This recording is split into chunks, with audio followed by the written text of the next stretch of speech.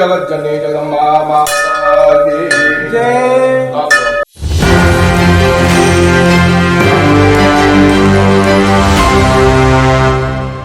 नमस्कार, मैं प्रिया राज, आप देख रहे हैं न्यूज़ 24। आपको बता दें कि लगातार बिहार की राजनीति में तो फेरबदल होती रहती, लेकिन जिस तरह से आज नवरात्र का पहला दिन रहा, मां दुर्गा का आशीर्वाद लेने मंदिरों में श्रद्धालुओं की भीड़ देखी गई। तो इस दौरान केंद्रीय मंत्री चिराग पासवान भी फिर से एक बार माता का आशीर्वाद लेने जाते हैं मंदिर में, और साथ ही साथ उन्हें कई राजनीतिज्ञ चीजों पर भी अपनी प्रतिक्रिया देते हैं।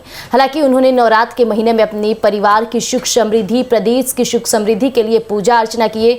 पूरे विधिवत के साथ केंद्रीय मंत्री चिराग पासवान को देखा गया कि माता का फूल से लेकर के हर एक फल मेवा चढ़ाते नजर आए। इस दौरान कई तस्वीरें चिराग पासवान के चर्चे में रहे। चिराग पासवान का इस रूप को देख करके हर कोई प्रशंसा करता है, क्योंकि जब भी चिराग पासवान को पूजा करते देखा जाता है तो विधिवत रूप से वो करते नजर आते हैं। तो गौर फरमाइएगा, चिराग पासवान की राजनीतिक पहलुओं पर क्या नजर और सोच रखते हैं। हैं क्या कामना करेंगे?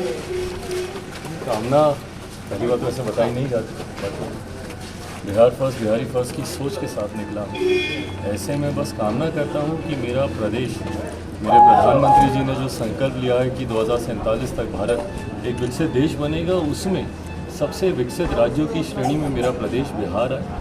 ये कामना करता हूँ जो जिम्मेदारी प्रधानमंत्री जी के द्वारा खाद्य प्रसंस्करण विभाग की मुझे दी गई है, उसमें अपनी जिम्मेदारियों को पूरा कर सकूं। चुनावी वर्ष लोक जनशक्ति पार्टी रामविलास बेहतरीन प्रदर्शन करे, ये कामना करने यहाँ आया हूँ। और बस माता रानी महादेव का आशीर्वाद हमेशा मुझ पर, मेरे परिवार, हमारे प्रदेश, हमारे देश पर बना रहे। सर, वक्फ बोर्ड को लेकर जिस तरीके से हो रही है, लोग कह रहे हैं आप एनडीए में हैं, क्या स्वस्थ करेंगे यहाँ के मुसलमानों के लिए? लोग कह रहे हैं कब्रिस्तान छीन जाएंगे, कब्र छीन जाएंगे। भाई, मैं मंदिर के प्रांगण में हूँ, राजनीतिक ज़्यादा कोई चर्चाएं नहीं करूँ, बट हाँ, मुझे लगता है जितनी चर्चा होनी थी इसके लिए प्रधानमंत्री जी के द्वारा एक कमेटी का गठन कर दिया गया। जेपीसी में हर राजनीतिक दल को अपनी बातें रखने का मौका मिला है, और यही हम लोग की चाहत भी थी कि जितने भी स्टेक होल्डर्स हैं कम से कम उनको अपनी बातें रखने का मौका मिले। अब अगर इसके बाद अगर संसद में अगर ये आता है तो वहाँ पे पार्टी की तरफ से पुनः अपनी बातें हम लोग रखेंगे। अमित शाह बिहार दौरे पे है, क्या कहेंगे? अमित शाह, स्वागत करता हूँ, हमारे देश के गृह मंत्री हैं। ऐसे में चुनावी वर्ष है, खुशी मुझे इस बात की है कि जिस तरीके से भारतीय जनता पार्टी के शीर्ष नेता और हमारे देश में सर्वोच्च पद पे बैठे हुए आदरणीय प्रधानमंत्री जी हों, आदरणीय गृह मंत्री जी हों, जिस प्राथमिकता के साथ हमारे राज्य को विकास की राह पर आगे लेकर जाने की सोच वो रखते हैं, ये उनके उस वादे को पूरा करती है जो लोकसभा चुनाव के वक्त किए गए थे। प्रधानमंत्री जी का निरंतरता में बिहार आना, गृह मंत्री जी का बिहार लगातार आना, ये दर्शाता है कि बिहार देश के मानचित्र पर कितना ज़्यादा मायने रखता है। ऐसे में एक एक करके प्रधानमंत्री जी ने हर उस वादे को पूरा करने का कार्य किया जो लोकसभा चुनाव के दौरान जनता से किए गए थे। आज अब गृह मंत्री जी भी आए हैं, गोपालगंज में भी उन्होंने जहां एक तरफ जनसभा को संबोधित किया है, तो वहीं सैकड़ों करोड़ की योजनाओं का भी उन्होंने शुभारंभ किया है।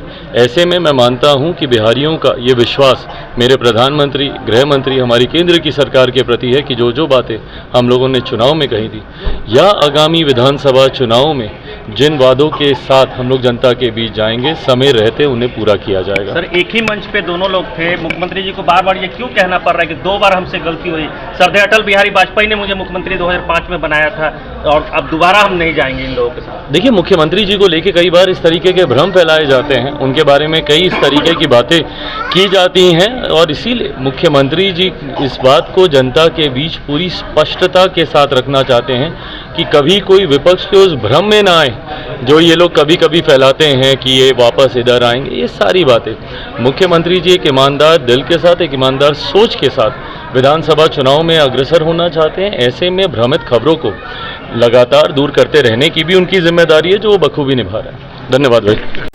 अभी आपने केंद्रीय मंत्री चिराग पासवान को सुना। उन्होंने न सिर्फ वक्फ संशोधन बिल के बारे में बोला, उन्होंने कहा कि मैं मंदिर में खड़ा हूं और जो भी बोलूंगा साक्ष्य और सच्चाई के साथ बोलूंगा। उन्होंने कहा कि वक्फ संशोधन बिल को लेकर हमारे मंत्रिमंडल और जो भी विस्तार बातें हो रही है वो लगातार चल रही है, जनता के हित में फैसले होंगे। और लगातार उन्होंने ये भी बातें कही हालांकि उन्हें जो डिपार्टमेंट मिला है फूड प्रोसेसिंग डिपार्टमेंट, खाद्य प्रसंस्करण, इससे वो काफ़ी बखूबी के साथ निभाने की जिम्मेवारी ली है। उन्होंने कहा कि इस डिपार्टमेंट को लेकर मैं काफ़ी सक्रिय सोच रखता हूं। मैं चाहूँगा कि इसका लोभ और लाभ हर एक नागरिक को मिले। लगातार इस डिपार्टमेंट का अगर मेरे हाथ में पूरा जिम्मेदारी दिया गया है तो मैं पूर्णतः रूप से इसे पूरा भी करूँगा और जनता देखेगी। माँ देवी का आशीर्वाद और माता का आशीर्वाद रहा तो मैं इसी तरह अपने जनता के लिए, अपने प्रदेश के लिए कार्य करता रहूंगा। चिराग पासवान काफी अच्छे विचारों को मीडिया के समक्ष रखे, जनता के बीच प्रस्तुत करे। साथ ही साथ नवरात्र का पहला दिन और चिराग पासवान इतने सकारात्मक संदेश के साथ जनता के बीच आए, ये काफी प्रसन्नता की बात है। तो ऐसे में देखना होगा कि जनता क्या फैसला लेती है और चिराग पासवान जो बातें रखते हैं उस पर कितने कायम रहते हैं। तब तक के लिए हमारे साथ बने रहिएगा एक न्यूज़ 24 पर। दीजिएगा इजाजत, धन्यवाद।